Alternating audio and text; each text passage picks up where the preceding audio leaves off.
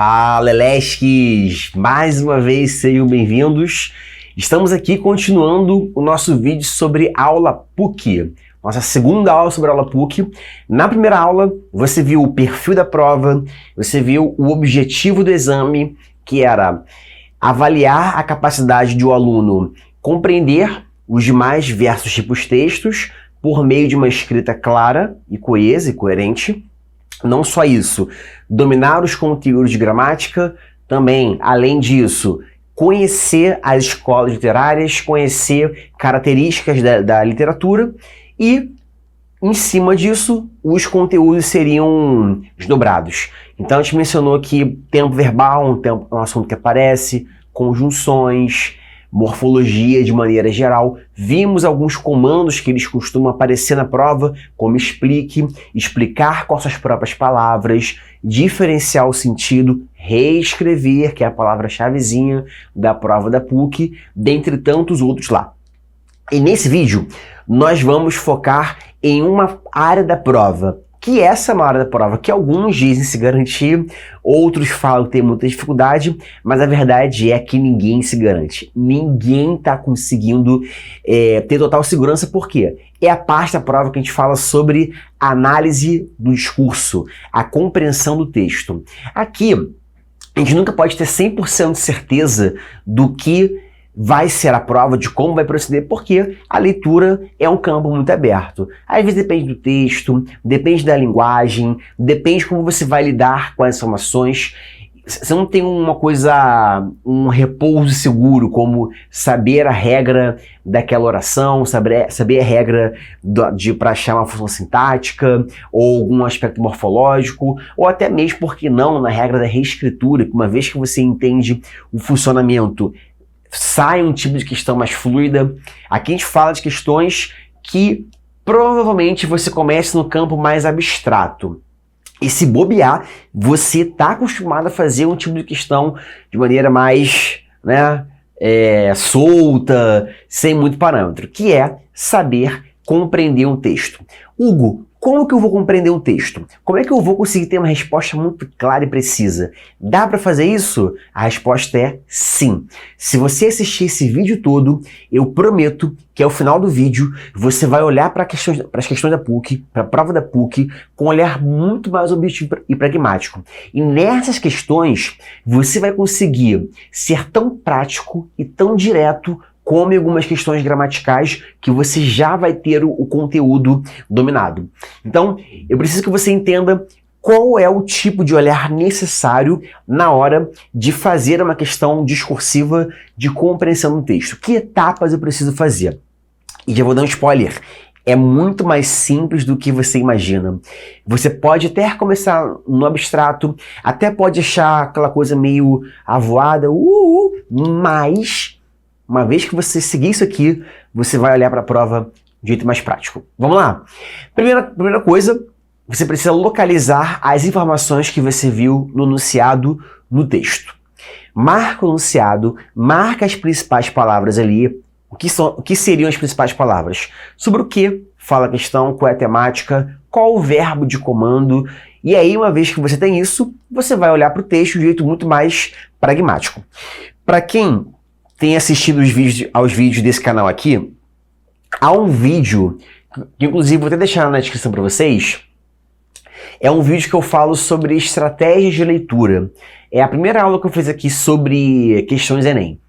Nesse vídeo eu falo um pouquinho disso, sobre como uma boa leitura de enunciado, com uma boa percepção das principais palavras do enunciado, elas são muito importantes para você ter um olhar de um texto mais direto, um olhar de um texto mais pragmático. Porque, de novo, o texto é um campo aberto, inclusive falo também nesse vídeo. E se você localiza as palavras, o texto deixa esse campo aberto e passa a ser um quarto fechado, no que você sabe exatamente onde localizar cada informação. Você sabe qual gaveta abrir, você sabe qual canal da televisão tem que conectar, você sabe onde está aquela parte ali do quarto. E é isso que eu quero fazer com vocês, saber localizar informações do texto. Não só isso, por incrível que possa lhe parecer, a maioria das questões que aparecem na prova da PUC sobre compreensão de texto são questões que envolvem o conhecimento de parafrasear informações. Não sei se você que me assiste já ouviu falar disso ou sabe do que eu estou falando, mas parafrasear é um verbo que a gente usa para repetir a ideia utilizando outras palavras. Então, muitas questões que você vai fazer na prova da PUC, elas são basicamente isso. Localiza as informações ali no texto, como eu falei aqui no primeiro tópico. Uma vez que você localizou, é só você colocar com outras palavras aquela ideia que você soube localizar. E mais simples que você imagina. Mas é claro também que exige ali um certo tipo de prática pra gente. Não só isso, mas agora em menor escala, em menor proporção, também há questões que não basta só você localizar a informação no texto. Porque você, além de localizar, você precisa ter um senso mais crítico. E aqui, o verbo que talvez caberia não seria o verbo parafrasear, mas o verbo inferir. O que é inferir? Inferir é quando você não só localiza as informações no texto, mas também localiza e sabe que existem ideias além das que estão escritas. Então seria colocar informações não ditas naquele fragmento. E isso, de novo, em menor escala nas questões da PUC. E, de um lado menos textual, mas do lado mais literário agora, saber identificar a escola literária e saber também as características desse estilo de época. É exatamente o que nós vamos fazer hoje aqui nesse vídeo. Esse vídeo vai te ajudar a localizar informações no enunciado, vai te ajudar a parafrasear informações, vai te ajudar também a ter uma análise crítica, a identificar escolas literárias e também trabalhar as características. Vamos para a prática? Vamos lá? Aqui estou na prova da PUC de 2024, uma prova bem recente. Se você ver aqui a data desse vídeo, a nossa data aqui é uma data bem próxima à da prova. E eu vou ler com vocês o comando de uma questão que é mais textual, sem conteúdo gramatical. Diz assim a questão: a partir da leitura do texto 1, explique com suas próprias palavras por que a árvore gal, segundo o agrônomo Evaristo de Miranda, é considerada uma árvore do contra. E aí, galera, eu preciso marcar aqui as principais palavras. Vamos lá? O texto 1, ele quer que eu explique. Opa, esse é o meu verbo de comando. Vou explicar. E eu vou explicar com as minhas próprias palavras. Importante falar isso. Porque eu vou voltar aqui para a tela, gente, para você não ficar com saudade de mim. Quando falo explicar com as minhas próprias palavras, eu já posso, gente, ter uma desconfiança, mas uma boa desconfiança. Já posso ficar ali meio malandro. É que bem provavelmente a informação vai estar bem na nossa cara. Ela vai estar ali. E eu só preciso, como eu falei para vocês, aquele verbinho do início, parafrasear aquilo que eu vou ler. Se eu souber localizar, é só parafrasear. E a gente vai treinar isso. Vou sumir a tela para a gente seguir a leitura aqui do nosso enunciado. Ele quer que eu explique o quê? Por que a árvore gal, pronto, é o tema aqui da minha questão, segundo o agrônomo Evaristo de Miranda, é considerada uma árvore do contra. Então, por que a árvore gal é considerada uma árvore do contra? Vamos dar uma conferida aqui. Ali está anunciado para a gente se basear e aqui está o título, A Sabedoria das Árvores. Eu vou procurar aqui, gente, cadê essa árvore gal que o Evaristo de Miranda falou e quando que fala que ela é do contra e por que ela é do contra, ok? Vamos lá. Existe no Sahel, região africana de transição entre a savana e o deserto, uma árvore conhecida pelos alçais como gal. Pronto, achei aí, gal. Lembra que eu falei para vocês que é importante localizar o que você leu no enunciado também ali no texto? Comecei a fazer isso. Pronto, já estou mais por dentro da questão. O campo não está mais aberto, o campo está ficando mais fechado. Para nós, Brasil, é uma acácia. um tipo de planta, um tipo de árvore. Em seu livro A Geografia da Pele, o agrônomo Evaristo Miranda, opa, ele foi citado ali, então estou localizado, é a Gal, Evaristo Miranda, descreve seus 10 anos de trabalho na região e relata que é uma árvore, que é uma espécie de árvore do contra. Pronto, olha ali, gente. As mesmas palavras do enunciado. A árvore Gal, o Evaristo falou que é do contra, capaz de subverter o padrão normativo do grupo. Então essa informação aí, capaz de subverter o padrão normativo do grupo, é só explicando por que é do contra. Então agora eu preciso achar por que essa árvore é do contra, ou seja, por que essa árvore é capaz de subverter o padrão normativo do grupo. É bem provável que nos próximos parágrafos o autor vai trazer para a gente isso, traz essa informação. Então vamos lá. Na estação das chuvas, quando o verde toma conta da vegetação e as árvores vivem a florada esplendorosa, o gal perde as folhas, se acinzenta, murcha adormecido. Quando, todavia, a seca chega e a estiagem é inclemente, só essa caça esverdeia, florescendo exuberante em meio à cinza que parece mundo morto. Gente, eu acabei de ler um trecho que fala sobre contrastes, não é isso? Se a gal é essa árvore do contra, vamos marcar aqui? Ó, na estação das chuvas, de novo, quando o verde toma conta da vegetação e as árvores vivem a florada esplendorosa, ou seja, quando todas as outras árvores estão ali florescendo, o que acontece com o gal? O gal perde as folhas, se acinzenta. Então todas as árvores estão florescendo e o gal está perdendo suas folhas. Quando, todavia, a seca chega e a estiagem é inclemente, então, nesse caso, enquanto todas as outras árvores agora estão na seca, a gal que não tinha folhas agora se esverdeia, florescendo. Olha que interessante ali. Então, quando as árvores ali, na estação das chuvas, estão florescendo, a gal está perdendo as suas folhas.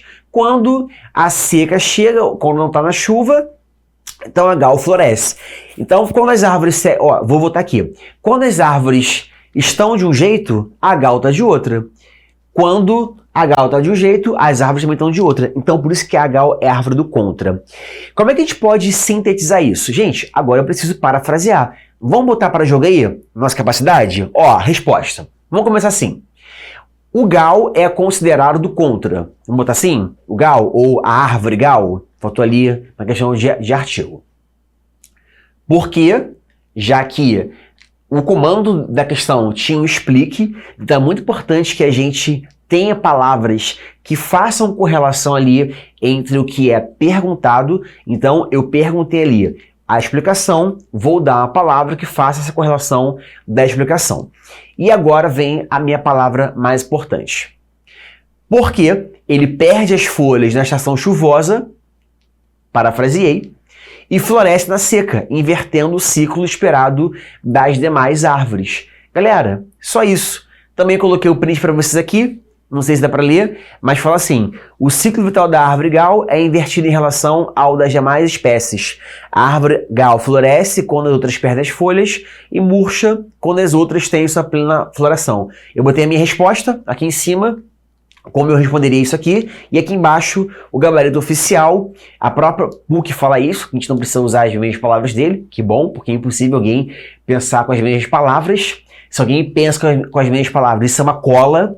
Inclusive, nós professores sabemos quando vocês colam, porque, de novo, gente, é impossível alguém ter a mesma resposta. Se a resposta é igual em todos os jeitos, trejeitos, aquilo é claramente uma cola, tudo bem?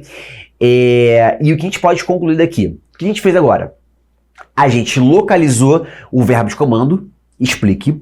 A gente localizou o tema, que era o tipo da árvore, a árvore gal. O que ele queria em relação à árvore gal, que era saber por que ele era do contra.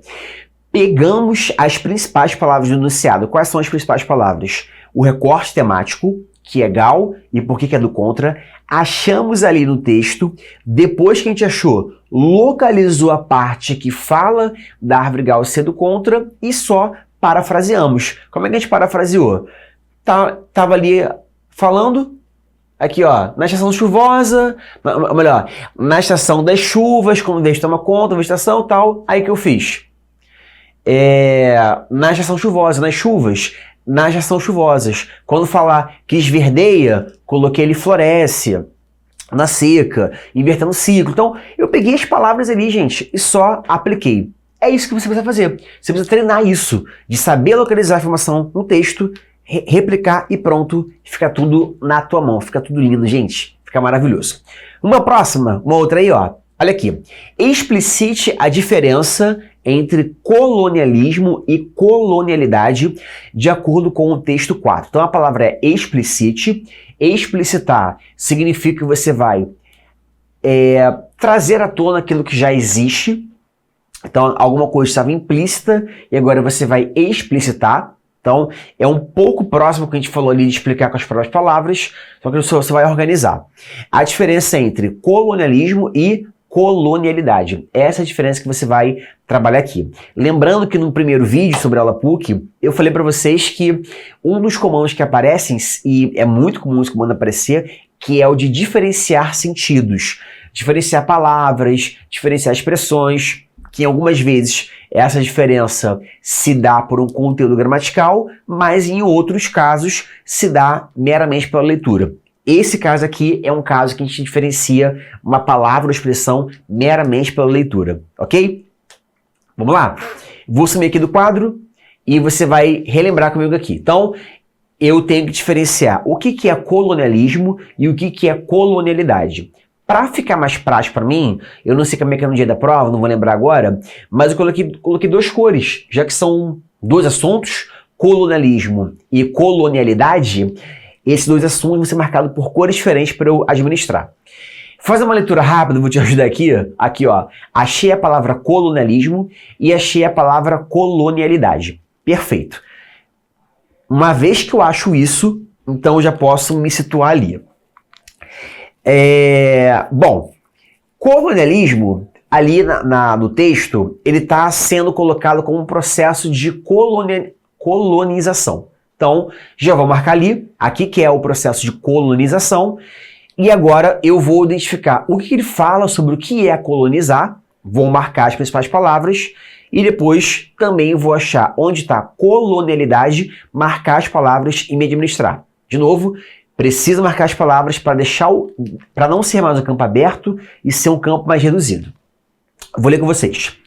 O processo de colonização do território que hoje chamamos de América Latina está marcado por extremas violências. Então, o colonialismo, que nós associamos ali ao processo de colonização, é marcado por extremas violências, tanto físicas quanto simbólicas, praticadas contra os povos originariamente habitantes desta terra, e a conjuntura de escravização, a tentativa de desenraizamento. Então, a colonização, o colonialismo, ele representa violência, representa escravização, representa desenraizamento, tomada de terras, negação da identidade indígena, já que aqui está entrando no contexto mais especificamente do indígena, e de direitos configuram um genocídio cujas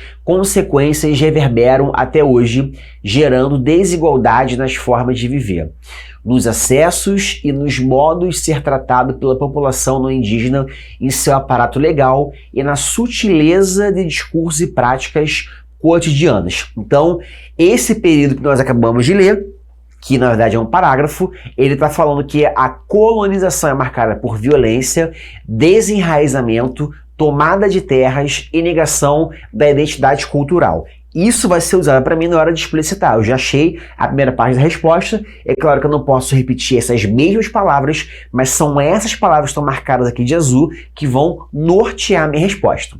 Seguindo aqui, paraquejando, podemos falar do fim do período colonial enquanto o domínio da metrópole, situada em outra jurisdição territorial sobre a colônia, mas precisamos estar cientes da permanência do que o autor chama de colonialidade. Olha ali a nossa palavrinha, vamos marcar aqui, do poder, a qual está assentada em uma pretensa hierarquização das culturas, que privilegia uma em detrimento das demais. Então, a colonialidade está na ideia de que eu tenho hierarquia de culturas. Uma cultura é melhor do que a outra, instituindo um único modelo único a ser seguido e uma busca de dominar e aniquilar as diversidades. Então, de azulzinho ali, o colonialismo, ele é a violência, o desenraizamento, a tomada de terras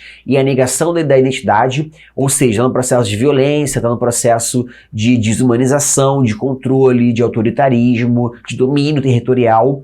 E a colonialidade, ela não está nesse campo territorial de violência, mas está numa questão mais cultural, em que uma cultura apaga a outra e você vai aniquilar as diversidades. Pronto.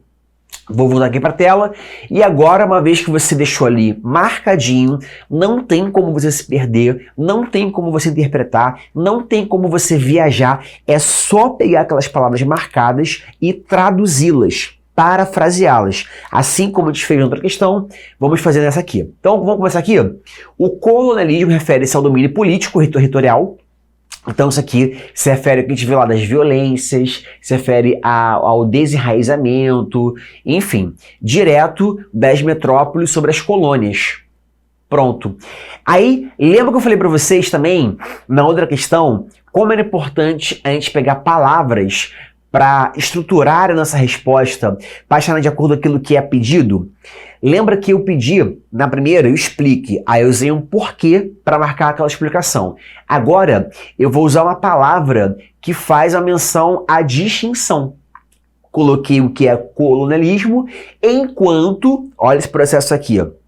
Então ali deveria ter um pontinho, coloca o ponto ali, põe o enquanto agora, o enquanto vai traduzir uma nova informação, enquanto, qual é a nova informação? O que é a colonialidade. Enquanto, a colonialidade é a permanência desse controle por meio de práticas culturais e simbólicas que impõem a superioridade de uma cultura sobre as outras.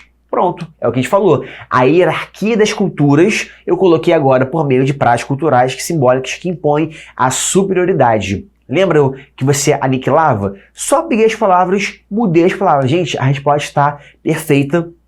Eis aqui a resposta que a PUC propôs, não é? É a dominação de um povo sobre o outro, por meio de força, pela imposição do modo, de metrópole, já a colonialidade como pós-colonial, estrutural, que mantém a hierarquia das culturas. Ele até usou hierarquização desde hierarquia. Então você percebe que a prova, ela pega até palavras do mesmo campo semântico. Gente, é isso. A prova da PUC, eu juro pra você, ela é basicamente isso. E para você ficar mais feliz ainda, essas questões que eu tirei agora são questões do grupo 2. Que inclusive é o que eu vou usar como parâmetro para fazer as nossas questões.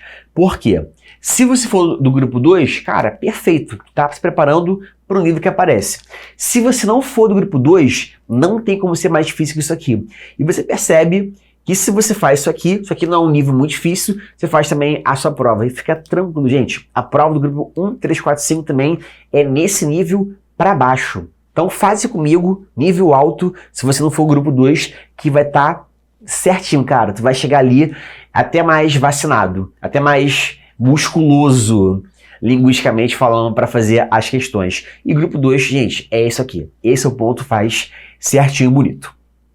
Por último, agora nessas questões aqui de análise textual, eu quero fazer uma questão que ela já não é tão óbvia quanto as outras. De novo, aqui, aquelas questões que eu fiz para vocês, gente, é o padrão da prova. A prova é isso, parafrasear basicamente. Mas algumas questões, em menor escala, podem aparecer no sentido de não só localizar, mas também entender o discurso por trás daquelas palavras. Então, vamos ler comigo aqui esse enunciado? Ele fala assim, isso aqui é da prova de 2023. Caetano Veloso, um dos mais importantes compositores brasileiros de todos os tempos, completa em 2022 80 anos. Toda sua trajetória artística da Tropicália aos dias atuais é marcada por algumas características que reforçam o seu compromisso com questões relacionadas ao respeito pela relação homem-natureza e a defesa do meio ambiente. Comente essa afirmação tendo como referência o texto 2. Ok, então nosso verbo de comando é comente. Esse verbo já pressupõe mais palavras, né? Pressupõe um discurso um pouquinho mais amplo, e ele quer que eu comente o quê? Essa afirmação. Qual é a afirmação? Eu tenho muita coisa escrita sobre o Caetano, o que ele fala sobre a Tropicália, enfim, são coisas mais de curiosidade, mas o ponto central aqui são as questões relacionadas à relação do homem com a natureza e a defesa do meio ambiente. Então, como é que eu posso relacionar homem, natureza e a defesa do meio ambiente? Essa é a minha pergunta, essa é a minha perspectiva. Quando for ler o próximo texto, eu vou ler qual é a relação do homem com a natureza e a defesa do meio ambiente. Vamos lá comigo? É uma música bem mais complexa do que os textos que a gente estava lendo, e a gente precisa agora ter um pouquinho mais de senso crítico. Vamos lá? Um índio é o título. Um índio descerá de uma estrela colorida brilhante, de uma estrela que virá numa velocidade estonteante, e pousará no coração do hemisfério sul, na América, num claro instante, depois de exterminada a última nação indígena. E o espírito dos pássaros das fontes de água límpida, mais avançado que a mais avançada das tecnologias, virá. Impávido, que nem Muhammad Ali, virá que eu vi. Apaixonadamente como Peri, virá que eu vi. Tranquilo e infalível como Bruce Lee, virá que eu vi. O axé do afoxé, filho de Gandhi, virá. Um índio preservado em pleno corpo físico, em todo sólido, todo gás e todo líquido, em átomos, palavras, cor, em gesto, em cheiro, em sombra, em luz, em som magnífico, num ponto equidistante entre o Atlântico e o Pacífico, do objeto sim, resplandecente descerá o índio, e as coisas que eu sei que ele dirá, fará, não sei dizer assim de um modo explícito, e aquilo que nesse momento se revelará aos povos, surpreenderá a todos não por ser exótico, mas pelo fato de poder ter sempre estado oculto quando terá sido óbvio. Vou voltar aqui a pergunta, gente, que talvez não fique tão claro, né? Como falei para vocês. Então, nem todas as questões elas têm essa análise tão óbvia. Então, de novo, quando eu leio esse texto do Caetano Veloso, eu preciso ver quais são as características, quais são os elementos que fazem a relação do homem com a natureza e a defesa do meio ambiente. Ok? Bom, aqui o tropicalismo você percebe bastante no segundo parágrafo, com elementos estrangeiros, com elementos mais plurais e tal. Mas vamos lá. A relação do homem com a natureza. Gente, quem é o homem que aparece aqui nesse texto? É o índio, tá? Que a gente falou hoje como indígena, mas é o índio. O índio é o homem. E eu preciso ver o contexto da natureza que ele tá? O índio descerá de uma estrela colorida brilhante, de uma estrela que virá numa velocidade estonteante, e pousará no coração do hemisfério sul, na América, num claro instante. Deixa eu voltar aqui, para você não se perder muito aqui não. Ó, aqui a análise é um pouquinho mais complicadinha, tá?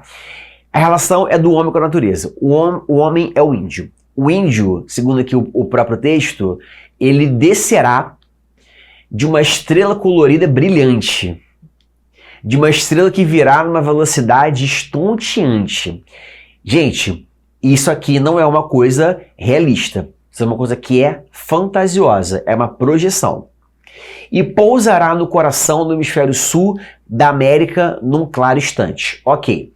Então, qual é o cenário que a gente tem aqui? É o hemisfério sul na América. América do Sul. Depois de exterminada a última nação indígena e o espírito dos pássaros das fontes de água límpida, mais avançado que a mais avançadas das tecnologias virá. Muito bem. Então, o índio representa o homem, ele está no cenário, qual é o cenário? Que é a América do Sul. Agora a gente começa a pegar um contexto mais de natureza, bucólico, quando ele fala o espírito dos pássaros, o elemento da natureza, as fontes aí de água límpida, mais os elementos de natureza. E o espírito do espaço das fontes de água límpida, mais avançado que a mais avançada das tecnologias virá. Ou seja, a natureza ela é mais avançada do que qualquer outra coisa. Há uma exaltação à natureza. Há um índio no ambiente da natureza, só que existe uma palavrinha que foi dita ali. Depois de exterminada a última nação indígena, há uma preocupação aqui. O homem pode ser extinto, o indígena pode ser extinto. Impávido, que nem Muhammad Ali. Olha a comparação interessante, né? Você faz a comparação com um cara que luta, um pugilista. Então, esse espírito dos pássaros, das fontes de água límpido, é um espírito tão forte, não só o espírito, mas como um índio, né?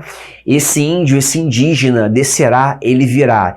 E esse índio vai ser impávido que nem Muhammad Ali, ele vai ser forte, ele vai ser apaixonado como Peri, referência a Peri de Cecília, do romance Peri, do Alencar. Virá que eu vi, tranquilo e falível como Bruce Lee, a menção é entre elemento nacional, entre elemento estrangeiro, mas todas as comparações aí são para enaltecer a figura do indígena, forte, apaixonado, efetivo e infalível, o axé do afrouxado dos filhos de Gandhi, mais uma referência ali a outras culturas, um índio preservado em pleno corpo físico, em todo sólido, todo gás, todo líquido, em átomos, palavras, de cor e gesto, o índio preservado, com aquela força, num ponto equidistante entre o Atlântico e o Pacífico, do objeto sim resplandecente descerá um índio, e as coisas que eu sei que ele dirá, fará, não sei dizer de um modo explícito. Ou seja, aqui nesse texto a gente está exaltando a figura do indígena, exaltando o cenário da relação do homem com a natureza, e o índio aparece de um jeito meio simbólico, de um jeito meio de projeção, mas existe uma menção honrosa a ele e uma certa preocupação também com a ação que acontece contra ele e a natureza. Por isso, vamos elaborar aqui a resposta? No texto, começa assim: Caetano Veloso representa o indígena como? Porque essa é a pergunta. De novo, para a galera não esquecer, comente a afirmação na relação homem-natureza, defesa do meio ambiente, como é que o indígena está associado a isso. Olha aí, ó. Ele é um símbolo de sabedoria ancestral e conexão com a natureza. Por que ele é um símbolo de sabedoria ancestral? Você percebe que, tanto no início como no na segunda estrofe, primeira e segunda estrofe, há uma exaltação da figura indígena. Acho que a terceira, a música como um todo, né? Exalta esse índio. Então existe essa simbologia. Você associa a elementos naturais e cósmicos, tanto que ele desce de uma estrela. A estrela também, de certa forma, faz parte do universo, está nessa coisa cósmica, mas também associa a elementos de natureza, como o espírito dos pássaros, como a água límpida. O autor critica a destruição dos povos originários e exalta um saber oculto, mas essencial, que valoriza o equilíbrio entre o homem e o meio ambiente. Então, essa crítica aqui, gente, em relação aos povos originários, a gente percebe logo de cara ali, depois de exterminada a última nação indígena. Então, já existe essa previsão, esse futuro do presente aí, que está marcando essa certeza. Na verdade, o elemento ali quase no particípio, né? E ele depois fala, mas essencial que valoriza o equilíbrio entre o homem e o meio ambiente. Esse equilíbrio entre o homem e o meio ambiente é a relação, de novo, do indígena com o aspecto da natureza. Então, essa é uma questão bem difícil. Eu acho que é uma das mais difíceis que eu já vi em relação à prova da PUC. E aqui a gente precisa de uma análise crítica. Agora, Hugo, como é que eu faço essa análise crítica? Como é que eu faço como você fez? Gente, quando a informação não está clara, eu preciso sempre estar o mais próximo possível daquilo que foi pedido. Então, o que eu fiz ali? Ele pediu a relação do homem. Cara, onde tem homem aqui? O índio, o indígena. Pronto, associei. Onde que tem aqui natureza? Peguei todos os elementos da natureza. Agora, como é que está a relação entre eles? Pô, esse indígena está sendo muito bem caracterizado. Vamos pegar isso aqui, vamos colocar ali na resposta. Ele é visto como uma sabedoria. Isso está na resposta. E a natureza? A natureza é o espaço dele. A natureza é o que faz o indígena ser um indígena. É o culto ao seu contexto. Vamos colocar ali na resposta. E aí a gente vai, de novo, sempre sendo mais próximo, fiel ao que é pedido. Eu nunca viajo, gente. Eu preciso ser próximo ao que está sendo colocado ali. Beleza? Bom, vamos aqui para um tipo de pergunta agora. Agora eu vou para análise mais literária e eu vou continuar essa análise literária no próximo vídeo, falando de alguns aspectos. Mas tem um que é essencial para a prova, que é saber estilo de época. Gente, estilo de época é essencial para a sua prova. Por isso que é importante saber o barroco, saber o arcadismo, saber o romantismo, saber o realismo. E se você me assistiu até aqui e você quiser um resumo para que você possa ter para a prova da PUC, você pode comentar aqui, colocar aqui nos comentários, pô, Hugo, passa o resumo, manda aqui e tal, que eu posso colocar aqui no canal, posso colocar também na minha rede social, também. Você pode mandar mensagem, pode me procurar, fica tranquilo, manda aqui, que se você quiser eu posso disponibilizar para vocês. Porque é um assunto que não vale a pena ficar comentando aqui, né? O que é romantismo, o que é barroco, você com certeza pode acessar isso de várias maneiras, tá? Bom, então vamos lá. Tipo de pergunta, eu vou sair aqui da tela, que aparece bastante na prova de vocês. A pergunta é determinar o estilo de época. Determine o estilo de época ao que o texto pertence. Aqui tem um texto do José de Alencar, fragmento do Guarani. Inclusive, o Guarani foi citado ali na música do Caetano Veloso, quando mencionou o Peri. E aí, gente, Alencar não tem o que pensar. José de Alencar, o Guarani, romantismo.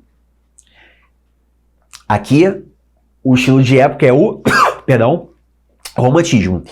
E aí, muitas características de romantismo a gente pode pensar. Primeiro, o indianismo, já que é um romance indígena, um romance indianista, o período indígena, pronto, primeiro ponto. Outro, sentimentalismo, romantismo, se percebe sentimentalismo aqui. Olha ali, quando fala Cecília com a sua graça de menina travessa correr sobre a relva ainda úmida, colhendo uma graciosa azul que se embalançava sobre a haste, um malvaísco que abria os lindos botões escarlates. Até na descrição física ali, uma coisa simples, exige um toque sentimental. O clima onírico, a questão de sonho, da idealização, valorização da natureza, idealismo, são características. Então você percebe aqui no texto. Tudo para ela tinha um encanto inexprimível. As lágrimas da noite que tremiam com o brilhante das folhas das palmeiras, a borboleta que ainda com as asas entorpecidas esperava o calor do sol para reanimar-se. A viuvinha que, escondida na ramagem, avisava o companheiro que o dia havia raiando. Tudo lhe fazia soltar um grito de surpresa e de prazer. E enquanto a menina brincava assim pela várzea, Peri, que a seguia de longe, parou de repente tomado por uma ideia que lhe fez correr pelo corpo um calafrio, lembrava-se do tigre. Então a ideia que fez sair pelo corpo, a valorização ali do clima onírico, a natureza, você percebe ali, o sol vinha nascendo, o primeiro raio, enfim, você tinha várias características, se colocasse só duas, já estava resolvido. Vou voltar aqui para a tela. E aí, colocando duas, colocando o estilo de época, cara, a questão estava resolvida. Gente, isso é mais certo do que nunca. Estilo de época vai aparecer sempre, tá? Então hoje, você aprendeu comigo o quê? Você aprendeu como ter uma leitura mais assertiva. Você aprendeu que se marcar as palavras do enunciado, localizá-las no texto, você tem aí quase que 90% das questões desse tipo aqui, de análise textual, que você normalmente tem que parafrasear. É isso. Ou pode ser que tenha uma questão ou outra que nem é em todos os anos. E nem vou falar que em todos os anos apareceu isso. Em 2024 não apareceu uma questão desse tipo. Em 2025 também não apareceu uma questão desse tipo. Então essa prova foi de 2023, aquela questão ali do Caetano Veloso. Então é uma em várias. Então, a maior parte delas você tem que parafrasear ou fazer uma análise crítica um pouco mais elaborada, mas em geral, o processo que você usa para fazer as questões também não é muito diferente, que é se ater ao que está sendo perguntado ali. Você também viu como fazer questões de escolas literárias. É claro que eu vou desenvolver um pouco mais no próximo vídeo e também já vou começar no próximo vídeo falando sobre gêneros literários, que é um que aparece. E o próximo vídeo também você vai aprender sobre questões de gramática, como a gramática é importante nessa prova, seja para o grupo 2 ou para os demais grupos. Beleza? Mais uma vez, muito obrigado pela sua audiência, muito obrigado aqui por ter chegado até o final comigo. Galera, tamo junto, vamos pra cima, vamos fazer um ano excelente aí. Abração, tchau, tchau.